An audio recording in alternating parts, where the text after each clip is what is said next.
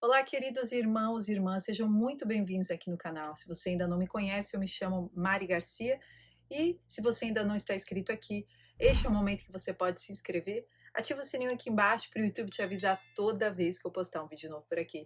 Me segue nas plataformas digitais e também lá no Telegram. E não se esqueça de se inscrever no segundo canal, Bíblia Falada com Mari Garcia. Você vai ler as escrituras ouvindo pela minha voz, ok?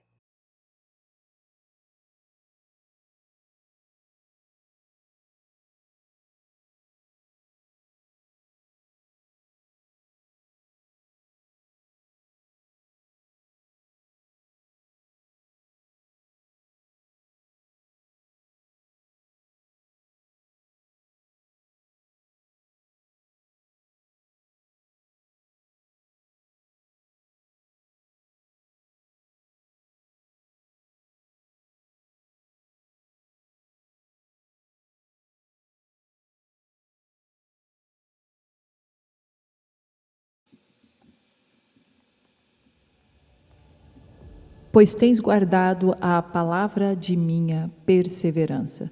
Eu também te guardarei durante o tempo da prova, que está preparado para vir sobre todo o mundo, para provar os que moram sobre a terra. Venho em breve, retém firmemente o que tens, para que ninguém tome tua coroa. Ao vencedor lhe farei coluna no templo de meu Deus, e não sairá novamente. E escreverei sobre ele o nome de meu Deus e da nova Jerusalém, a qual desce desde o céu de meu Deus e meu nome novo. O que tenha ouvidos, entenda o que o Espírito diz às igrejas. Apocalipse 3:10 é uma mensagem direcionada mais especificamente à igreja da Filadélfia. Uma igreja descrita como tendo pouca força, mas que guarda a palavra de Deus e não renuncia o nome dele. Uma igreja elogiada por Deus. É descrita como aquela que foi amada. E então existe esse versículo 3:10, onde muitos pré-tribulacionistas utilizam de desculpa para dizer que a igreja será guardada na hora da grande tribulação. Guardada no sentido de ser arrebatada. Mas não é bem o que está escrito aqui na versão da Bíblia Peshitta, que diz que guardarei durante a hora da provação, da prova, que há de vir ao mundo inteiro.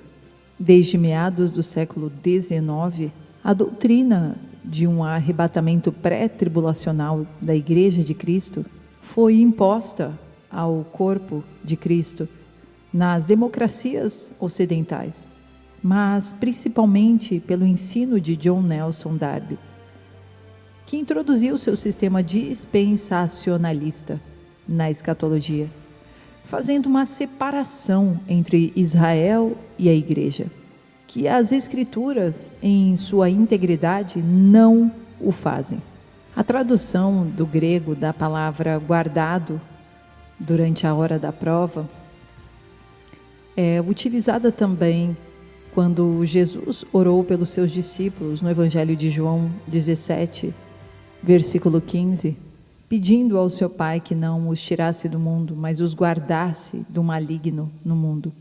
A palavra manter, nesse contexto, se aplica a mantê-los no mundo e não tirá-los dele.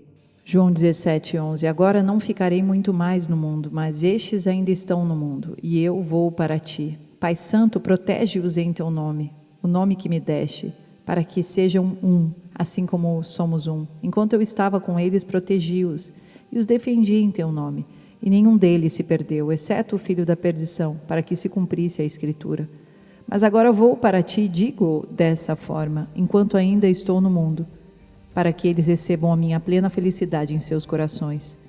Eu lhes tenho transmitido a tua palavra e o mundo os odiou, porque eles não pertencem ao mundo, como eu não sou do mundo.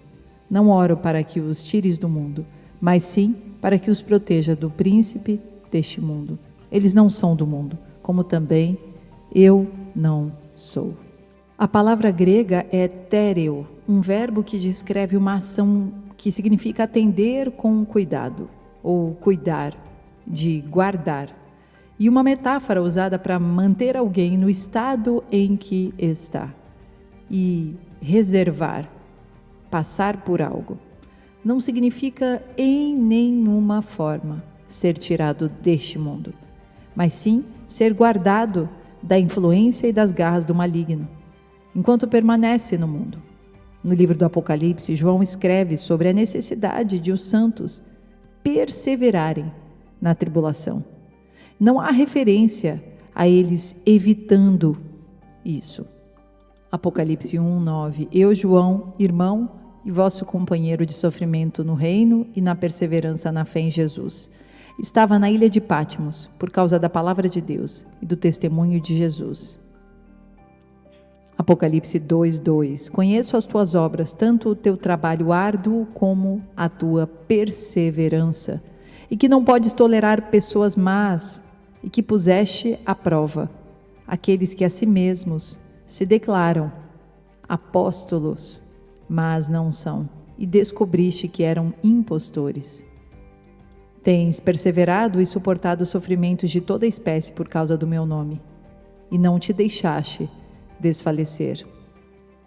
Apocalipse 2:19. Conheço as tuas obras, o teu amor, a tua fé, o teu ministério e a tua perseverança, bem como sei que estás servindo muito mais agora do que no princípio. Apocalipse 13, versículo 9. Aquele que tem ouvidos, compreenda esta palavra. Se alguém tem de ir para o cativeiro, certamente para o cativeiro irá.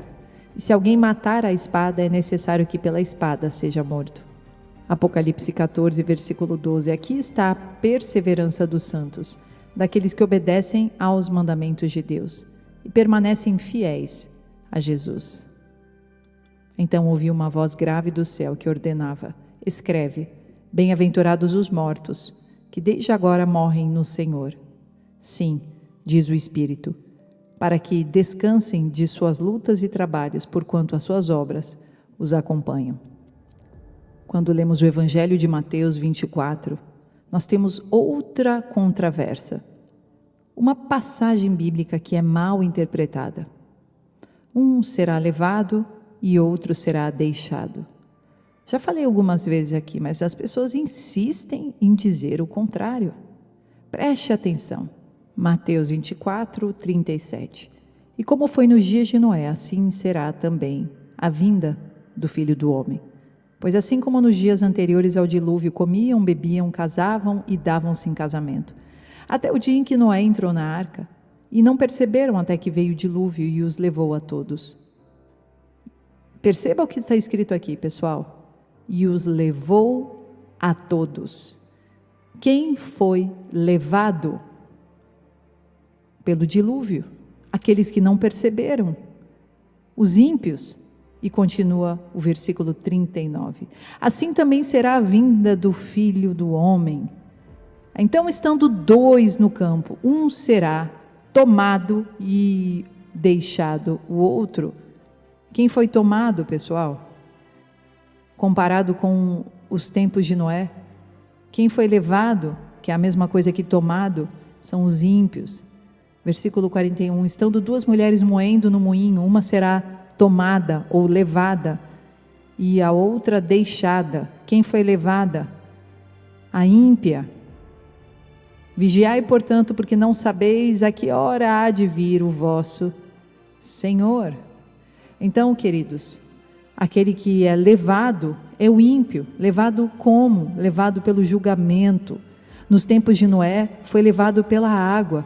Nos tempos de Jesus, na sua volta, será levado pelo fogo consumidor, que vai acontecer nos dias da batalha do Armagedon.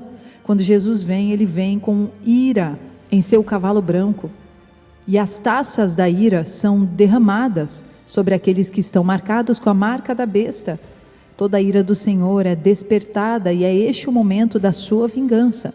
E é por isso que um será levado, ou seja, o ímpio, e o outro será deixado, ou seja, a igreja de Cristo é deixada, porque ela está sendo protegida, porque ela está recebendo provisão, Porque existe propósito da igreja estar durante a grande tribulação, até que Jesus volte e resgate a sua noiva, que permaneceu fiel até o fim.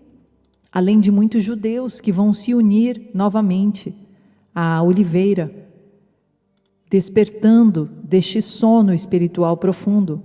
A mesma ideia dos ímpios, como aqueles que são levados ou arrastados no julgamento, é afirmada por outras passagens bíblicas, como Provérbios 10, 25. Passada a tempestade, o ímpio já não existe, mas o justo permanece firme para sempre.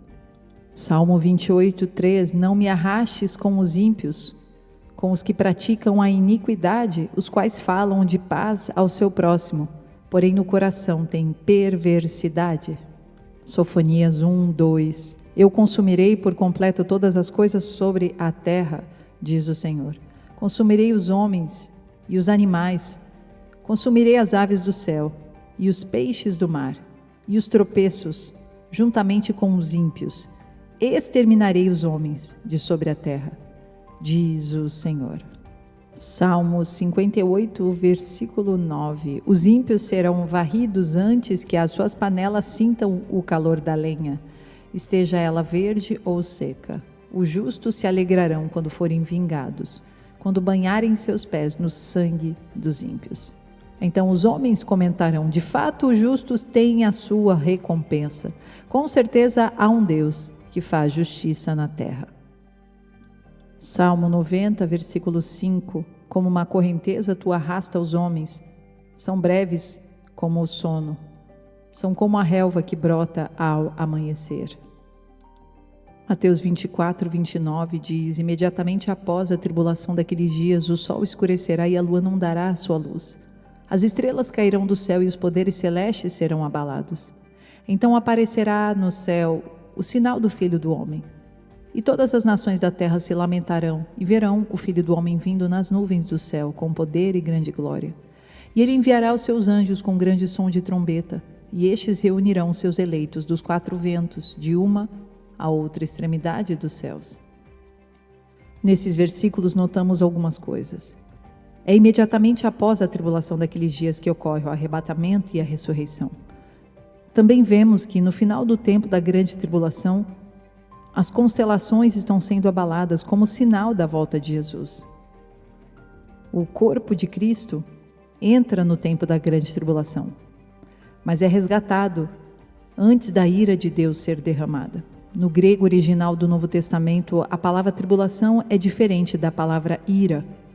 Tribulação é tlipsis, é uma palavra padrão no Novo Testamento para provações, problemas, aflições, testes, perseguições, a sensação de estar sendo pressionado. Também pode falar sobre julgamento enviado por Deus para trazer arrependimento e restauração espiritual. No grego original do Novo Testamento vemos a palavra ira, que é uma palavra diferente, que significa a ira levada ao ponto de ebulição e depois derramada. É uma ira ao qual não há indulto, como vemos no dilúvio no tempo de Noé. Vemos isso revelado nas 7 taças da ira, o túmus de Deus. A ideia de encontrar o Senhor nos ares transmite o significado de que quando um importante dignatário se aproxima de uma cidade, as pessoas da cidade saem para encontrá-lo, se reunindo em torno dele, depois o acompanham de volta à cidade. Isso é o que acontece no arrebatamento e ressurreição dos santos. Quando os santos sobem ao encontro de Jesus, eles passam pela entrega de galardão e também pela modificação dos seus corpos para corpos glorificados. Ali, eles rumam sentido à batalha do Armagedon, juntos com Jesus e seus anjos. O Senhor Jesus tem apenas uma noiva. Esta noiva não pode se dividir. Não existem 2 bodas do Cordeiro. Jesus volta para resgatar uma única esposa. A palavra de Deus se refere a casamento inúmeras vezes. E Deus é contra divórcio, Deus é contra 2 esposas. O Senhor frisa em inúmeras passagens com inúmeros homens que trouxeram a palavra revelada pelo Espírito Santo a necessidade do noivo ter apenas uma noiva. E é justamente disso que nós estamos falando. Jesus voltando para resgatar a sua única noiva fiel e verdadeira. Judeus e gentios convertidos. Além disso, há um toque da trombeta acompanhando o arrebatamento e a ressurreição, imediatamente após a tribulação daqueles dias. E finalmente notamos que os eleitos são reunidos desde os quatro ventos de uma a outra extremidade dos céus. Esses são os espíritos dos crentes que morreram e que estão voltando para receber os seus corpos glorificados. No Evangelho de Marcos 13, 27, nós vemos assim: então ele enviará os seus anjos e reunirá os seus eleitos dos quatro ventos, dos confins da terra até os confins dos céus. Perceba como ele está mencionando justamente aqueles que ainda estarão na terra, mostrando nitidamente o arrebatamento e a ressurreição, que fazem parte do mesmo evento. E quando lemos 2 Tessalonicenses 2, diz: irmãos, quanto à vinda de nosso Senhor Jesus Cristo e a nossa reunião com Ele, rogamos a vocês que não se deixem abalar nem alarmar tão facilmente, quer por profecia, quer por palavra, quer por carta supostamente vinda de nós, como se o dia do Senhor já tivesse chegado. Não deixem que ninguém os engane de modo algum. Antes daquele dia virá a apostasia, e então será revelado o homem do pecado, o filho da perdição. A primeira coisa que Paulo menciona é a apostasia. A segunda é a revelação do homem do pecado. E a terceira é a volta de Jesus. Antes que Jesus volte para destruir o homem do pecado e toda a oposição, para arrebatar e ressuscitar os santos, resgatando Israel, o homem do pecado perseguirá os crentes fiéis durante os últimos 3 anos e meio desta era atual que nós vivemos. Como vemos em Daniel 7, 21, que diz: enquanto eu observava esse chifre guerreava contra os santos e os derrotava. Também no versículo 25, ele falará contra o Altíssimo, oprimirá os seus santos e tentará mudar os tempos e as leis. Os santos serão entregues nas mãos dele por um tempo, tempos e meio tempo. Irmãos e irmãs, o resgate virá quando a última trombeta soar, e todos nós seremos transformados. Até que isso aconteça, nós que estivermos vivos na terra, quando o homem do pecado for revelado e a marca da besta imposta a todos, teremos que enfrentá-lo e nos posicionar. No entanto, Jesus prometeu estar conosco naquela fornalha ardente de aflição, não para nos tirar deste tempo de prova, mas para nos manter firmes e fortes. Deus abençoe e até o próximo vídeo.